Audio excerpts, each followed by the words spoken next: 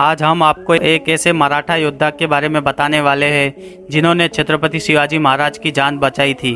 उन्होंने अपनी वीरता के बल पर बहुत कुछ हासिल भी किया। उनको मराठा वीर योद्धा भी कहा जाता है। शिवाजी महाराज ने जब उनकी वीरता के बारे में सुना और देखा तो उन्होंने इसे अपनी सेना में एक महत्वपूर्ण जगह दी। उन्होंने मुगल सेना के सैनिकों से भयंकर युद्ध भी किया और अकेले ही उनको मार डाला।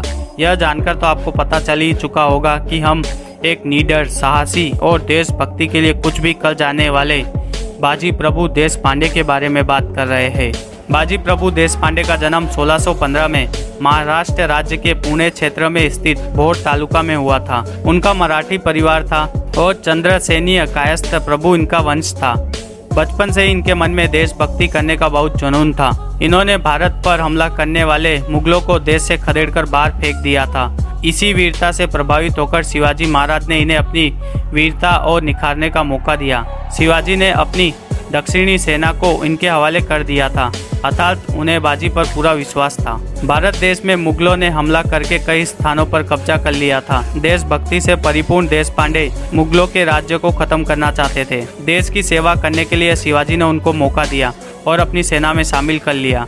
बाजी की वीरता की खबर तो शिवाजी महाराज को पता ही थी, परंतु जब उन्होंने उनके सामने उनकी वीरता को देखा और वे उनसे अत्यधिक प्रभावित हुए और उन्होंने अपनी कोल्हापुर में स्थित दक्षिणी महाराष्ट्र सेना को बाजी के हाथों सौंप दिया। यह कार्य अपने हवाले होने पर देशपांडे ने मुख्य भूमिका अदा की। महाराष्ट्र राज्य को बचाने और शिवाजी को मारने की धमकी पर अफजल खान को आदिल शाही राजा ने भेजा था। अब प्रतापगढ़ में अफजल खान से युद्ध करने के लिए चले गए। उन्होंने उसे युद्ध में हरा भी दिया।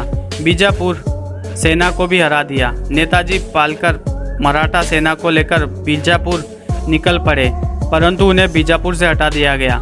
शिवाजी और उनकी सेना के सेनापति तथा सैनिकों को पान्हाला किले से हटना शुरू कर दिया। जब जनरल सिद्दी जोहर को पता चला कि शिवाजी पान्हाला के किले के पास है तो उन्होंने पाल्हाना के किले को घेर लिया। जनरल सिद्दी जोहर बीजापुरी सेना का नेतृत्व कर रहे थे। इस घेराबंदी को तोड़ने के लिए नेताजी पालकर ने बहुत प्रयास किए, परंतु यह इसमें विफल हो गए। यह घेरा केवल 1-2 दिन के लिए नहीं बल्कि यह महीनों तक रही। शिवाजी और मराठा सैनिक इसे हटाने की पूरी कोशिश में जुड़े हुए थे, परंतु उन्हें कुछ भी हासिल नहीं हुआ। जब चारों ओर से घेराबंदी हो गई, इसे तोड़ना मुश्किल हो गया। वे नाकाम हो गए।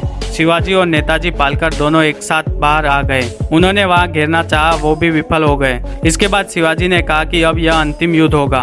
उन्होंने एक नई योजना को अपनाया और अब विशालगढ़ के किले में युद्ध की रणनीति बनाई। योजना बनाने के पश्चात शिवाजी और बाजी ने 2 सैनिक बनाए। वहां पर एक शिवनाई था जो वहां पर मौजूद था। वह बिल्कुल शिवाजी की तरह दिखता था और दूसरी सेना को शिवाजी ने प्रस्तुत किया और इस सेना में महाराज और बहादुर बाजी और अन्य मराठा भी शामिल हुए। अब शिवानाबिक अपनी सेना लेकर निकला और सिद्दी जोहर की चौकीदारी सेना के लिए छल कपट की एक योजना बनाई। जो दुश्मन था उसने सोचा कि यह असली शिवाजी है और वह प्रसन्न हो गया। जब उसने देखा कि यह तो नकली शिवाजी है, उसके साथ धोखा हुआ है, उसने गुस्से में आकर उसका सर तलवार से काट दिया। उसके बाद मराठा सैनिक जल्दी से घोड़खीड़ चले गए और यह उनका युद्ध करने का अंतिम ही समय था। आधी सेना विशालगढ़ की ओर प्रस्थान कर गई और बाजी प्रभु और 300 सैनिक और अन्य मराठे दर्रे की ओर जाने लगे, परंतु बादल की सेना ने रोक लिया और फैसला किया कि घोड़खड़ की 10,000 बीजापुरी सैनिकों से युद्ध किया जाएगा और संकेत पहुंचाने के लिए 3 तोपों को दाग दिया जाएगा। शिवाजी और उनकी संपूर्ण सेना सुरक्षित स्थानों पर चली गई और अब भी युद्ध की बारी। महादेव के मंत्र का जाप करते हुए मराठों ने मुगलों को हरा दिया। उन्होंने दुश्मन को घेरने के लिए अपनी तलवार का इस्तेमाल करके एक दीवार बनाई। लगभग 300 मराठों ने 10,000 सैनिकों को हरा दिया था। इस युद्ध में बाजी भयंकर तरीके से घायल हो गए। उनकी जो तलवार थी वो टूटने लग गई थी, परंतु उन्होंने युद्ध करना नहीं छोड़ा। जितना भी प्रयास हो रहा था वह उतना सब कर रहे थे। इसके पश्चात शिवाजी मराठा सैनिकों को लेकर विशालगढ़ पहुंचे, परंतु पहले ही वह मुगल सरदार अपनी सेना को लेकर कब्जा कर चुके थे और फिर शिवाजी और उनकी सेना ने शौर्य के साथ युद्ध लड़ा और उसमें परास्त कर दिया। जब शिवाजी महाराज की सेना युद्ध कर रही थी तो उस समय विशालगढ़ में एक और मुगल सरदार सेना वहां पहले से ही स्थित थी। इनसे भी महाराज की सेना का युद्ध होने लगा। लड़ाई इतनी भयंकर थी कि सुबह कब हुई पता ही नहीं चला।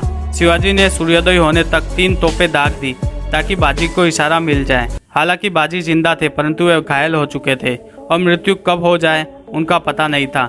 इसलिए उनके सैनिकों ने उन्हें उठाकर एक दर्रे पर ले आए। दर्रे पर पहुंचते ही बाजी आखिरी बार मुस्कुराए और इस दुनिया को अलविदा कह दिया। और एक वीर योद्धा जो अपने देश के लिए कुछ भी करने को तैयार था, उसने अपनी जान देकर यह साबित किया। और जैसे ही यह खबर शिवाजी महाराज को पहुंची तो वह बहुत दुखी हुए। हमने एक वीर को खो दिया।